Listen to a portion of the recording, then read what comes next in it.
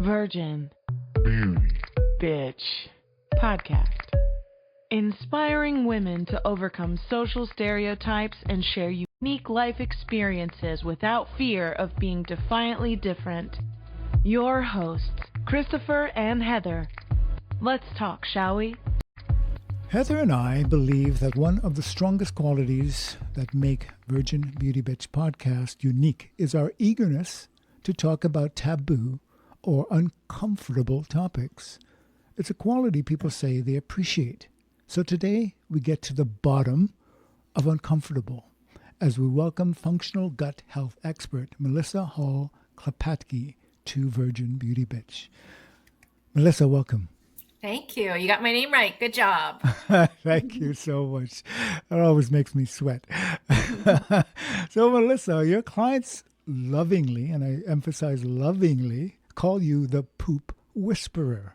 But how did bowel movements, toilet camping, bloating, and gas, topics that most people are ashamed to discuss, even when they're suffering symptoms, how did the gut become your profession? Wow, that's a really good question, Christopher, because if you had told the girl who graduated from acupuncture school back in 1996 that I would talk about poop, that I would say the word poop, you would never have been able to convince me. But it took me getting very, very sick in my 40s.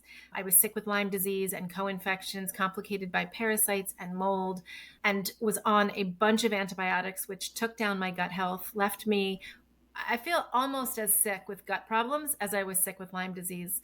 And it wasn't until I got to the root of the gut health issues and all the damage that I had done with the drugs that I had been on and was able to repair it, that I was able to continue healing. Because if we're not moving our bowels every day and we're trying to do anything, kill anything in our bodies, whether it's a virus, whether it's a bacteria, we're going to get sicker, because they're going to sit in our intestines and leak toxins as they sit there. So I did a lot of work, and I still continue to do a lot of work with chronically ill people, a lot of people who are undiagnosed and suffering with, multiple symptoms and no diagnosis, and almost all of them don't poop. Wow. And so I can't do anything for them. I can't help them. I can't eradicate anything from their body until their what we call drainage pathways are open, right? How we get things out of our bodies, which is with our breath, with our sweat, with our urine, and with our poop. Poop being the biggest one. And it's a big deal for a lot of people. A lot of America's constipated, and constipation is defined by me as not moving your bowels daily. There needs to be a good daily bowel movement, preferably in the morning. Every other day, that counts as a little constipated. The docs will tell you as long as you're moving your bowels 3 times a week. It's not enough. It's really not enough for optimal and ultimate health. Does modern medicine actually understand what is going on in there? I wish, because then all the people wouldn't be calling me saying, my doctor told me he doesn't know what causes constipation and to just take Miralax, drink more water, and eat more fiber. And that's what I was told in 2016 when I went to the gastroenterologist with tons of problems. I was handed some medicine and said, come back in a couple months. We'll see how it goes. I actually asked, how long will I be on this medicine? And he said, until you're better. And I said, well, what's going to make it better? And he just made a little note and walked out the door. And that's the care a lot of people are getting, because Miralax does work. Miralax does work if you take it every day for the rest of your life, but you are also doing tons of damage. You're getting a lazy bowel. You're dumping all of your minerals and your vitamins and your amino acids right into the toilet. Talk about wasting away. It's not doable. It really isn't. If you've ever been there, if you've ever had to do that, if you're listening to this and you're like, oh my God, that's my life. I do that every day. You got to get off that roller coaster. We got to figure out the root problem. And that's what my job is. And that's what I do with people every day. We figure out the root cause, we heal it, and then people move on. Can you go over with us what some of I don't know if this is even a thing, like the common root causes are, and how you help people identify that and maybe even help them to heal it? Yes. Or So it's very exciting for me because I wrote a very short little ebook. It's at startpoopingbetter.com, and it lists all of these. And I'm actually getting into a larger book this summer, hoping to publish by the end of the year about this, so that people who have been told that they don't understand why they're constipated actually can find out the reason. And so we start with probably the number one reason for Americans, which is lack of water, lack of hydration, right? Sometimes we're doing it right. We're drinking lots of water, but we're still not really hydrating ourselves because that water needs to get into the cell. And in order to get into the cell, it needs electrolytes. I'm sure you've heard about them. They're all over social media. Everybody's got a newfangled flavor and a new color and a new way to take them. But my biggest advice would be get some electrolytes every morning. It'll help you hold water in your body, especially if you're one of those people that is just on the toilet all the time peeing because they're trying to drink more and more water. If it's going right through you, it's not doing its job. So we address that, number one, with all of my clients, making sure they're drinking enough water, drinking the right kind of water. I don't recommend any carbonated beverages for people who are constipated because you're putting more gas into your system. You probably already have some backed up gas. So it's about drinking the right water and the right amount. That's a big one for people. Number two is nutrition. Another really big one. And it really is more than just eat fiber. Otherwise, people would be fine. If you take a constipated system and you add more fiber, you are going to create a giant problem. Right? Until that superhighway is open and moving regularly, we really cannot introduce more fiber. So what do we do for diet? Lots of things, but the number one thing I do for most people, and if you're listening to this and you're constipated, take dairy out of your diet. Cow dairy. Most people do okay with sheep and goat, but cow dairy, which is yogurt and butter and cheese and milk, really can constipate people. I have so many people come through that say, I don't have any problems with dairy. And I say, yeah, but you can't poop. That's your symptom right there. So sure enough, they take out dairy and they do better. It's usually not, and let me say this all with a grain of salt. There are 8 root causes, but usually you have a few, if not all of them, right? So hydration, nutrition, stress and anxiety is another really big one at the top of my list for us in this country. We are trying to set a rhythm so that we're moving our bowels in the morning. That's how it's meant to be. You get up, you move your bowels, you take a shower, and then you start filling your body back up throughout the day, right? And then the next morning you release it again and you start filling your body back up. However, if you set your alarm for 6:30, jump out of bed, turn on the shower, brush your teeth real quick, shower, shave, put on some makeup, blow dry your hair, put on your clothes, feed your dogs, grab your cup of coffee, and run out the door by 6:55, there was no time to poop. We're not giving ourselves ample morning routines that really do the job to allow us to wake up in a parasympathetic, relaxed state and get the job done. So we talk a lot about mindfulness. We talk a lot about morning routines, slowing things down, which of course starts with going to bed earlier, right? If we want to have a really good morning routine, we've got to get a good night's sleep. And I talk a lot about sleep, even though it's not a root cause of constipation. If we have the best intentions and we set out our water pitcher and we have this great fiber-rich, beautiful breakfast there for us, and we wake up and we're not rested and we're feeling miserable, that other stuff is out the door.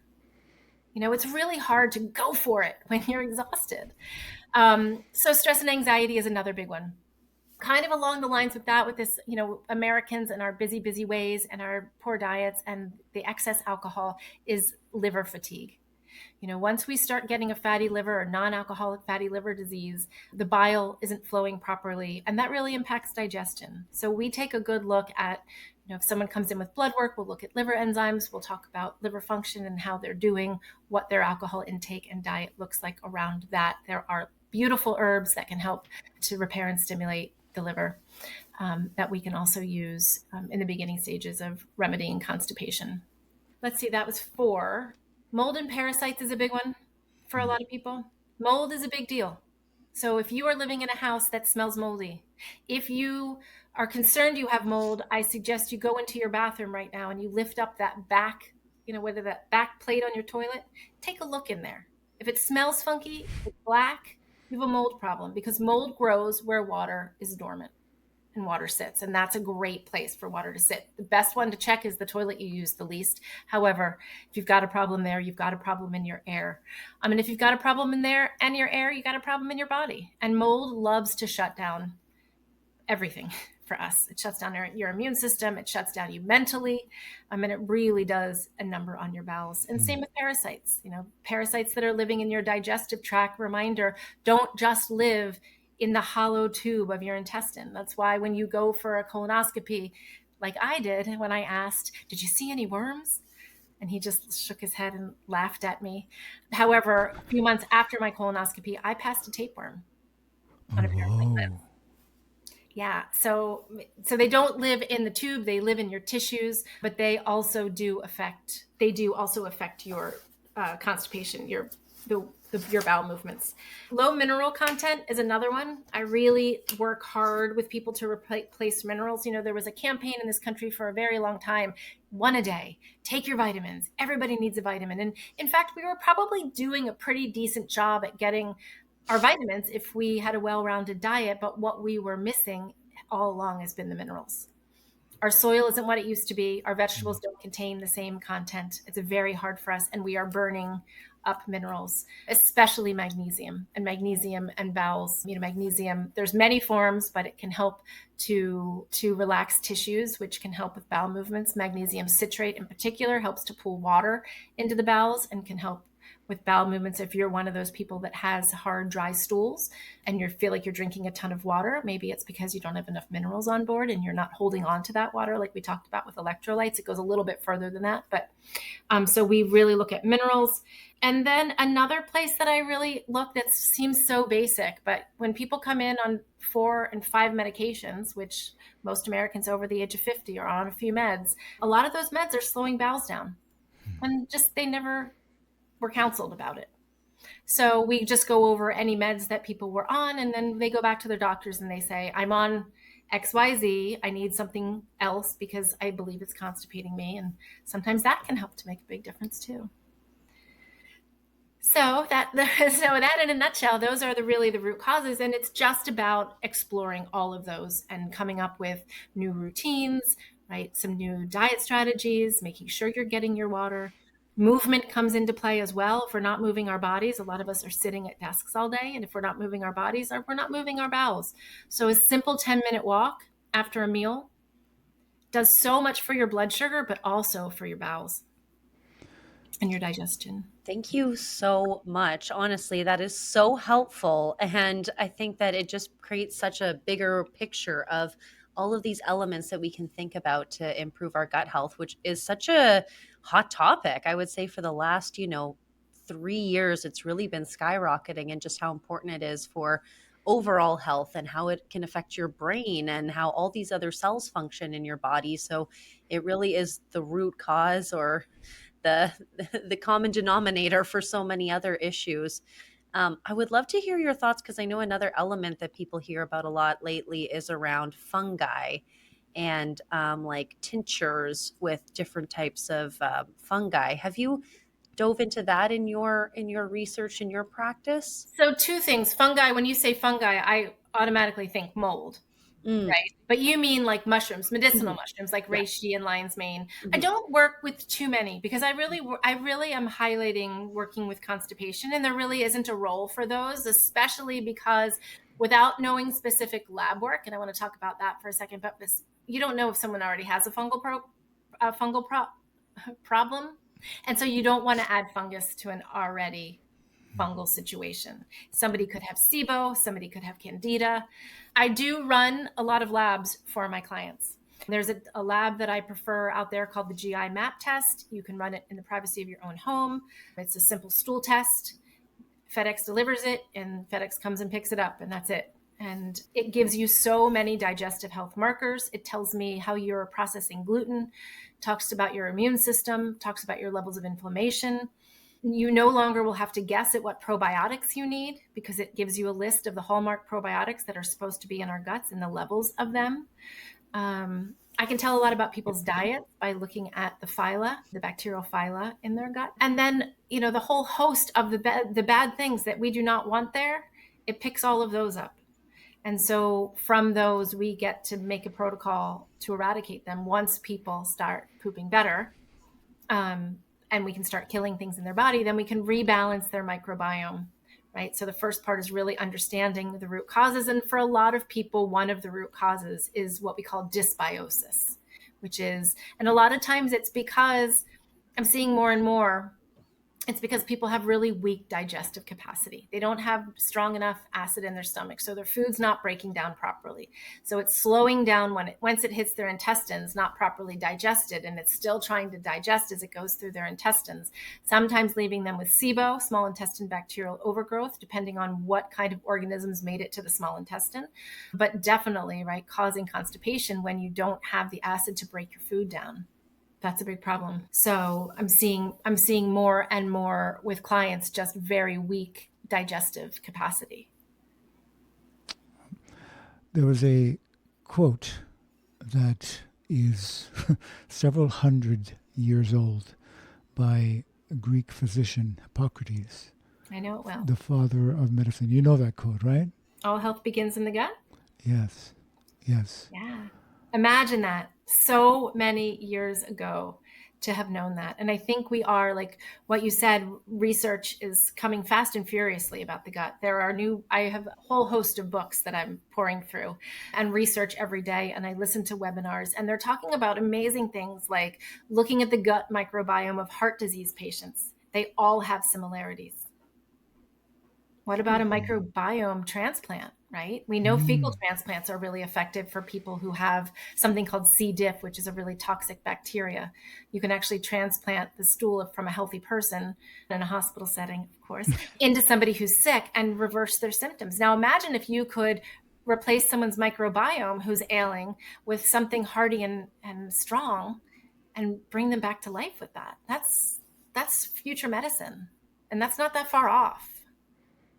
There was a Netflix documentary actually about that recently, and one of the people featured in that was actually doing the feces trade with her brother. It was not in a medical facility that this was being done. However, she did see differences. Like I believe her brother had acne. She didn't. But after starting to use his feces as medicine, she developed. So it is that powerful. Yeah, right? Yeah, the research is coming pretty furiously. Like they're always discovering new strains. The test, I had a gut test in 2016, which was 9 years ago, night and day. I have so much more information for my clients today, and 2016, it helped me immensely. But what we do now is just much more powerful. And I actually created a website called digestivediscovery.com. You can go there and order your own test. You don't need an expensive doctor's appointment. You can take a look at what's happening in your own gut. You can get a breakdown of your own probiotics. You can take a look at whether or not you're sensitive to gluten. I have so many people who say, I don't have any problems with gluten. And then their numbers are off the chart and their inflammation's sky high, People don't want to change their diets. On my intake form for every single client, it's like, how willing are you to exercise? People are like, yes. And it's like, meditate or do some mindfulness. Okay. Change your diet. Ooh. Hard sell. It is. But the reason you're constipated is because you're not eating the right foods and you haven't been for so long that your microbiome has changed. Yeah. I think we have a very ignorant understanding of the stomach. It's like a furnace. We throw things down there, it burns it up, and on we go. We don't really understand how much impact it has on all of our life. Well, I think we don't understand the impact that food has. We don't understand food as medicine yet in this society. We don't. It always goes back to what you're putting in your system. If you drove a Lamborghini, would you put cheap gas in it? You wouldn't. You just wouldn't. Right. And in the same time, I love car analogies because people get it, right? Because people don't understand cars. But I know this about my car. When the red light comes on, I take it to the shop. Right? What if your red light came on and you put a little piece of duct tape over it and just kept driving? Yeah. That's what we do. Our body throws us signals all the time and we're like, yeah, but, I had a headache, but I'm okay today. oh, that stomach pain was really, really bad, but it's gone now. And we just ignore it. Those are symptoms. Those are little knocks on the door before you get your diagnosis. Or we go to the doctor and he puts a little tape over it. Often, right? With a Band-Aid, with a medication that just takes the pain away. Yeah. Yeah. You're right, Christopher. You're right. We didn't want to get into big pharma. However, like, what chances, I mean, it takes a specialist like you who with an open mind, what chances do people have going to the regular process of doctors have of actually coming up with solutions to these issues? I don't have a great answer for you on that one. You know, we've given away our power. And we look to doctors with our hands out for the medication. We go in, the commercial tells you, ask your doctor. Mm-hmm. Ask your doctor for this great pink pill that will make everything go away. They trained us. That's TV programming, right? And so that's what we do. We don't go to the doctor and say, I have had a string of headaches so bad. What can I do? What, should I look, even if you did ask, should I look at my diet? Could it be my exercise what would your doctor say? Mine would say, like, you have 4 minutes left. Do you want aspirin or a leave? Right? I mean, you just don't have the time. So I think we need to be our own sleuths. We need to take care of ourselves like we were nurturing young children. I tell my clients all the time, today's a healing day. You are 3. Feed yourself like you are 3. Put yourself to bed like you are 3. And be gentle with yourself like you are 3. If we as adults took care of ourselves half as well as we would have taken care of a 3-year-old today, we would have made time. We would have stopped and played in the puddle. We would have had a little extra time for lunch, and we wouldn't have just have had a sandwich for lunch, right? We would have had 3 cut up strawberries and 4 carrot sticks, which a little bit of that goes a long way, right? We need to take better care of ourselves, and we need to not give our power away. We need to do our own research, and we need to really ask and take a look at the foundations. We call it foundational medicine, which is, how are we sleeping? How are we eating? How is our mindset? What's our exercise look like? And how are we hydrating? And for me, how are we pooping?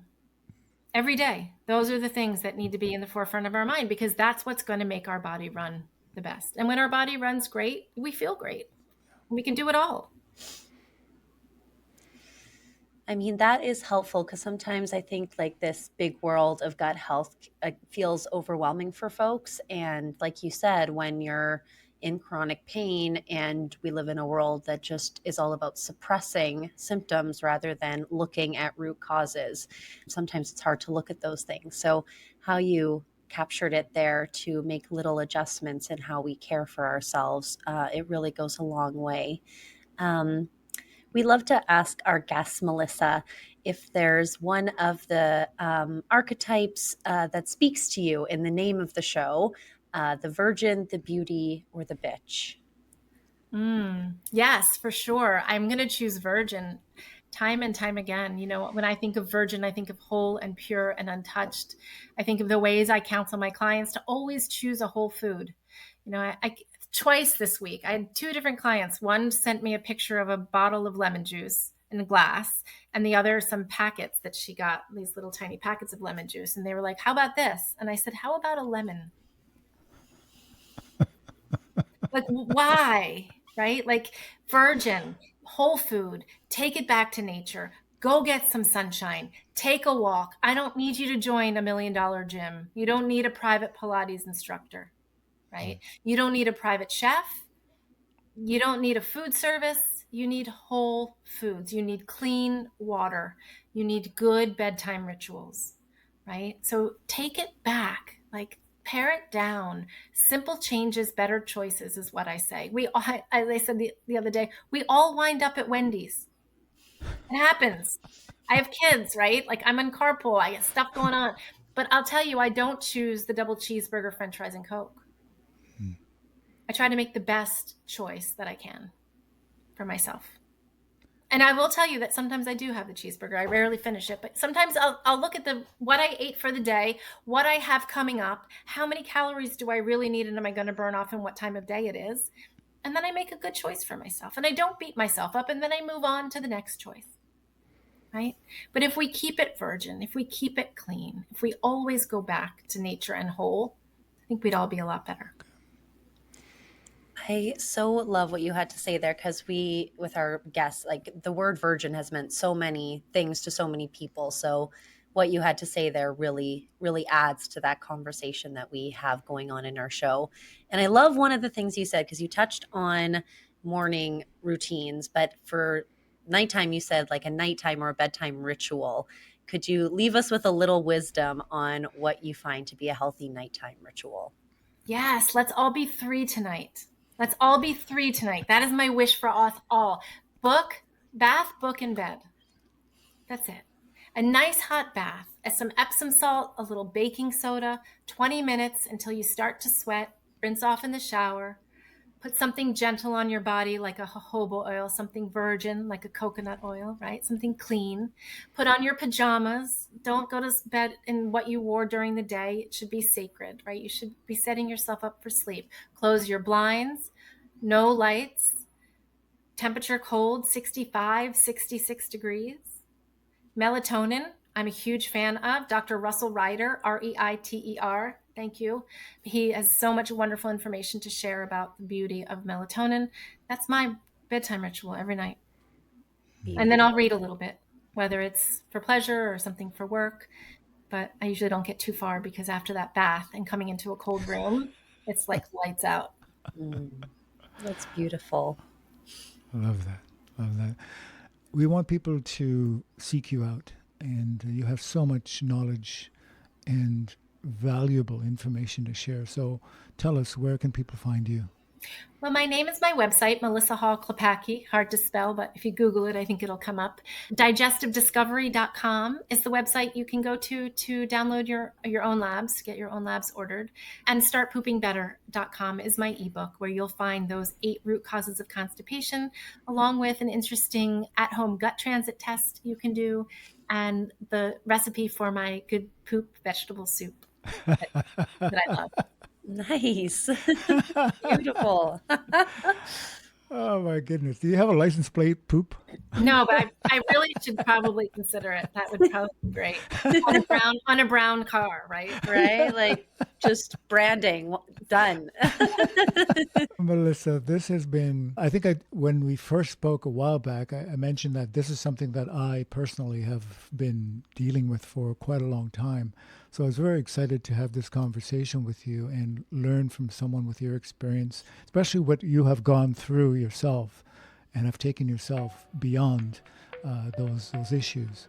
So I cannot thank you enough and appreciate your information enough. We cannot say it from the heart deep enough to say thank you. So welcome. It's been my honor. Such a pleasure to have you, Melissa. Thank you so, so much. A true joy. Stay well. Get a good night's sleep. We will, after your instructions. And you have been listening to The Virgin, The Beauty, and the Bitch. Find us, like us, share us, come on back. We'll go into places that you actually want to go to but may not go to on your own. So come on back.